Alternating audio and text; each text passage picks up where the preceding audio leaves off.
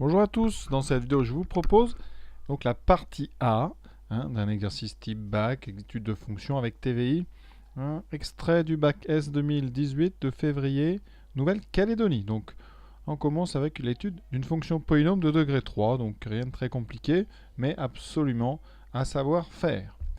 Et pour info, je vous indique ici le début de la partie B dans laquelle on va étudier une fonction un petit peu plus complexe et qui va utiliser justement les résultats de cette partie A. On fera ça dans une deuxième vidéo. Voilà, on est parti. Donc première question, étudier les variations de cette fonction de degré 3. On va étudier donc une fonction polynôme de degré 3. Alors, inutile de rappeler quelle est dérivable est définie parce que c'est donné dans le texte, donc on ne va pas s'embêter à la refaire. Mais c'est à savoir, une fonction polynôme est toujours définie et dérivable sur son ensemble de définitions, donc ici sur R. On va donner donc l'expression de sa dérivée. Alors G', là vraiment, vous savez tous faire ça, moins 2 fois 3, donc moins 6 x carré plus 2x. On va devoir étudier le signe. Alors là, on n'a pas un trinôme parce qu'on n'a que deux termes, donc normalement on peut se passer du discriminant et on va s'en passer tout simplement en factorisant par exemple par 2x. Ce qui me donnera moins 3x plus 1. Donc là pour l'étude de signe ça va être très très simple.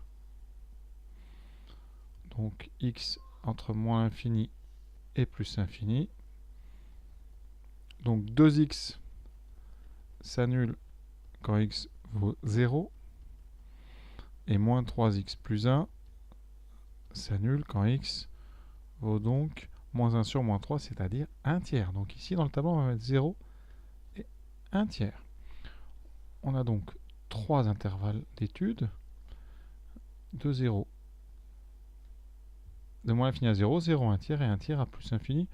Donc là, vraiment, c'est pas difficile, mais on va le faire tranquillement. Alors 2x, je vous rappelle, fonction affine, donc c'est du type soit moins 0 plus, soit plus 0 moins. Ici, le coefficient directeur C2, c'est positif. Donc vous avez une fonction affine croissante, donc un signe moins, plus, plus. Pour un tiers, c'est la même chose. Fonction, donc pardon, c'est pas pareil, non, au contraire. Vous avez un moins 3 ici, donc c'est une fonction affine décroissante. Donc c'est positif avant le 0 et négatif après. Ce qui fait moins 3x plus 1, et donc le signe de G', c'est donc un signe moins, plus et moins.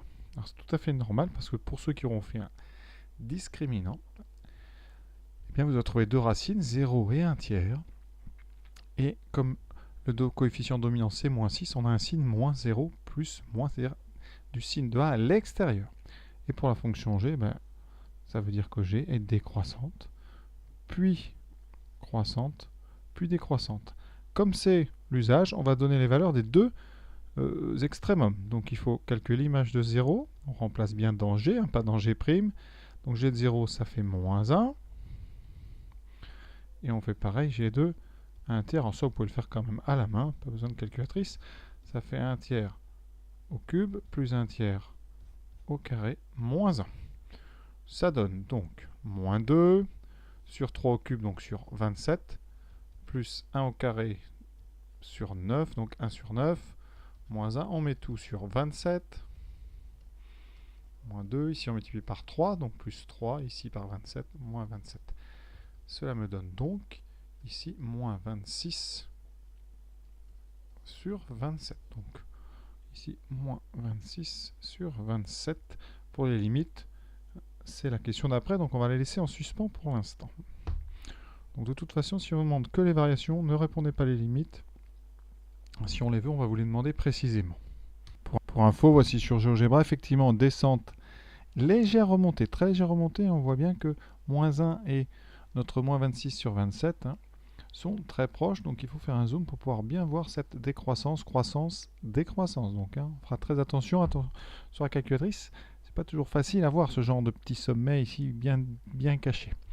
Voilà, maintenant deuxième question, on va passer aux limites. Alors la première en moins l'infini, alors c'est des grands classiques, ça on a appris, terminal. Pour calculer la limite ici d'un polynôme, on factorise par la puissance la plus grande de x, donc ici par x3. Donc en plus l'infini, non en moins l'infini, pardon. Donc on va factoriser g de x par x3. Alors comme on factorise par x3, il faut que x soit différent de 0. Donc on peut tout à fait considérer que x est négatif puisqu'on va regarder en moins l'infini. C'est pour ça que ça ne pose pas de problème cette factorisation. Ça donnera moins 2 plus donc x2. Je vais aller doucement, même si normalement il faut aller plus vite. Voilà, ça donne x2 sur x3 moins 1 sur x3. Vous voyez pourquoi x doit être non nul. Et donc on obtient x3 moins 2 plus, ici on simplifie x2 et x3, ça donne 1 sur x. Et moins 1 sur x3. Voilà, on a quasiment fini. Pourquoi? Vous avez bien compris, dans la parenthèse, ça tend vers moins 2, parce que ici, les deux termes 1 sur x et moins 1 sur x3 tendent vers 0, et x3 tend vers moins l'infini. Donc on a moins l'infini ici, fois moins 2, ça fait plus l'infini. Donc vous voyez, dans notre tableau, c'est très bien d'avoir plus l'infini, ça peut marcher. Donc on va dire tout ça à l'écrit.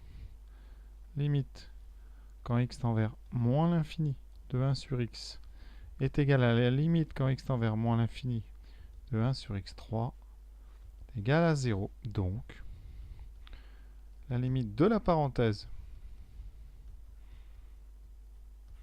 c'est 2.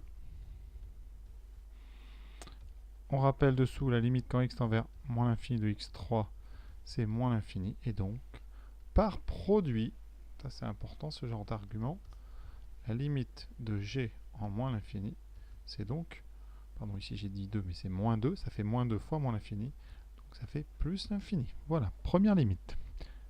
Alors en plus l'infini, je ne vais pas effacer pour montrer qu'est-ce qui change uniquement. Alors, première chose déjà, vous penserez à bien, je vais écrire ça en jaune, les changements ici, attention, c'est plus x négatif, mais en plus infini, ça sera x positif. La factorisation est toujours la même, donc vous pouvez très bien la réutiliser immédiatement. On change juste ici, plus infini, ça fait toujours 0.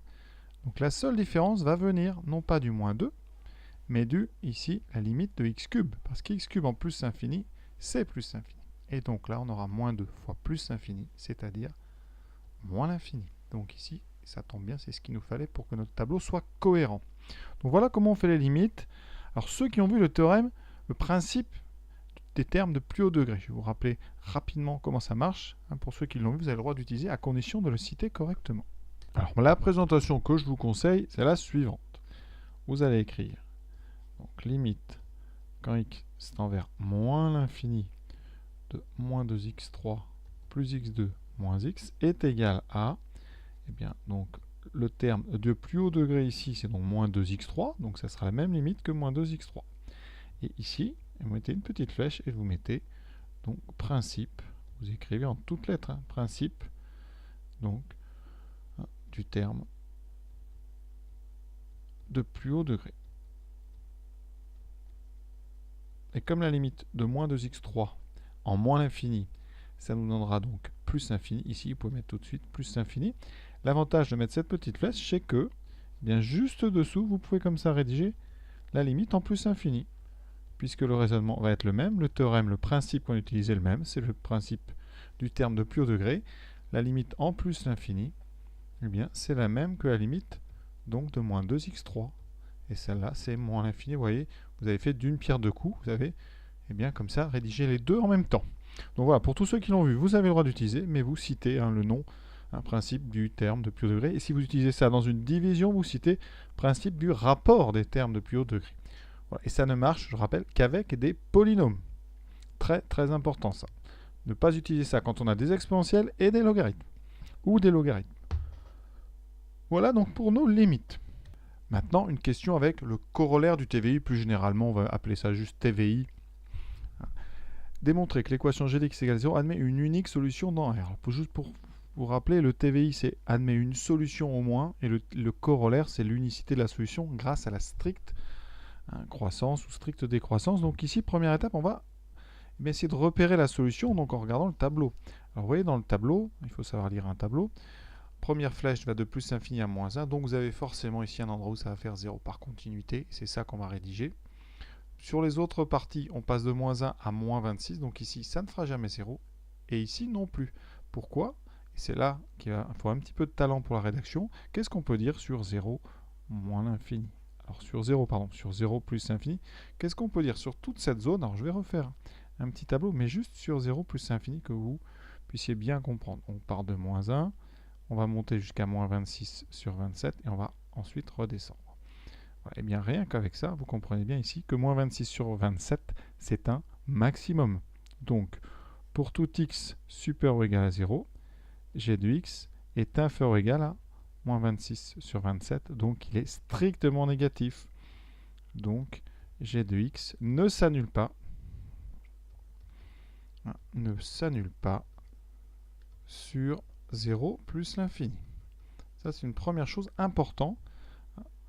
Ça veut dire que maintenant, on va se concentrer sur l'autre intervalle, sur moins l'infini 0. Et là, c'est une autre affaire, puisque c'est là qu'on va utiliser ce fameux corollaire du théorème des valeurs intermédiaires. 4 choses à dire. Premièrement, sur cet intervalle, la fonction g est continue. Pourquoi est-elle continue? En terminale, la continuité, elle arrive grâce à la dérivabilité. On vous a dit que la fonction était dérivable, donc g est continue. Alors, soit vous mettez dérivable, soit vous vous rappelez que c'est un polynôme, et les polynômes sont continus. Donc ici, on va mettre continu, car dérivable. Ensuite, sur cet intervalle, on a montré que la fonction était g est strictement décroissante. Ça, c'est important pour l'unicité de notre solution. Et ensuite, les deux informations importantes, eh bien, la limite en moins l'infini, la limite de g en moins l'infini, alors je manque un petit peu de place, donc je vais en faire, limite de g en moins l'infini, on a dit que c'était plus l'infini, et quatrième argument, la valeur en 0, g de 0, c'est moins 1 qui est négatif, donc vous voyez bien que 0 est intermédiaire entre moins 1 et plus l'infini. Vous pouvez rappeler, 0 appartient bien à l'intervalle, donc ici, moins 1 plus l'infini, ce qui permet d'utiliser le corollaire. Donc, soit vous mettez d'après le corollaire, soit vous mettez d'après le TVI. Ça dépend comment vous la proposez. Donc, d'après le TVI, l'équation g de x égale 0 admet une unique solution sur moins l'infini 0. Si vous mettez ça avec ce qu'on a dit tout à l'heure, puis qu'il n'y a pas de solution sur 0 plus l'infini, et donc une seule sur R. Voilà ça, et on va l'appeler donc alpha, après une unique solution sur R, on l'appelle donc alpha. Pourquoi est-ce que alpha appartient à moins 1, 0 maintenant? Eh bien ça, c'est juste le fait que l'image de moins 1, on va la calculer, elle doit être très certainement positive, donc là vous regardez, ça fait moins 2 fois moins 1 au cube, vous faites le calcul sur votre copie, c'est important. Ici c'est simple à faire, sinon vous utilisez la machine, mais c'est toujours mieux quand on fait les calculs à la main. Voilà, ici plus 1, moins 1, ça nous donne donc plus 2. Voilà, donc c'est positif, ça c'est important. Et g de 0, c'est moins 1, c'est négatif. Et voilà, et donc forcément alpha appartient à moins 1, 0. Pour préciser, le fait que alpha appartienne à moins 1, 0, c'est un autre. En fait, vous faites un deuxième TVI, mais plus rapide, sur l'intervalle moins 1, 0. Voilà. Alors, on ne le précise pas, parce qu'on vient d'en faire un bien rédigé. Et ensuite, en déduire le signe, ça c'est toujours la question qui va venir après. On va faire ça sous notre tableau de variation. Alors, je vais en refaire un beau, pour que vous voyez clairement ce qui se passe, parce que, contrairement à ce qu'on croit, c'est pas si évident que ça pour certains. Donc, notre tableau, il est comme ceci. Voilà, 0, 1 tiers, plus l'infini. On a une fonction donc, décroissante jusqu'à moins 1. Ensuite, ici, et là. Alors, pour le signe, je n'ai pas besoin de la valeur. On va rappeler tout, remarquez. Voilà. Moins l'infini, plus l'infini. Donc ça, c'est G, c'est les variations de G. Voilà. Qu'est-ce qu'on vient de faire? Juste avant, on vient de trouver un endroit ici où la fonction s'annule. Et cet endroit, c'est en alpha. Donc on fait un scénario comme ceci. Et donc, vous pouvez prolonger dessous ce petit pointillé, indiquer qu'ici, la fonction g va s'annuler. Donc là, vous pouvez mettre signe de g. Ici, c'est les variations de g.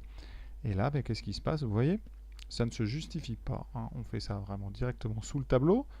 Ici, fonction décroissante. Comme il y a un 0, vous serez sur des valeurs positives. Ensuite, eh bien, on va passer sur des valeurs négatives. Et comme on a dit tout à l'heure que le minimum là était négatif, partout ensuite, vous aurez donc des signes négatifs pour g de x. Donc, qu'est-ce qu'on peut dire? Pour tout x inférieur strictement à alpha, g de x est positif. Et pour tout x strictement supérieur à alpha, g de x est négatif. Et je rappelle que g de alpha vaut 0. Alors c'est important parce que on va s'en servir dans la partie B. C'est toujours le cas, ça s'appelle une fonction auxiliaire qui va servir justement. Auxiliaire, c'est que ça va aider à l'étude d'une fonction plus complexe. Voici cette partie B que je ferai dans une vidéo ultérieurement. Donc on étudie une fonction f de x, un petit peu plus compliqué, vous voyez de l'exponentielle ici, en haut. Là, le lien entre les deux parties va se faire à la question ici à la fin, démontrer que vous avez ici, dans la dérivée de cette fonction f, la première partie c'est l'étude des limites, et à la fin, vous voyez, dans la fonction f', vous avez dans les parenthèses la fonction g qu'on vient d'étudier. Donc ce qu'on va faire en partie A va servir à faire la question 4. Donc je vous invite à vous entraîner à faire ce genre de choses. À très bientôt et bonne continuation dans vos révisions.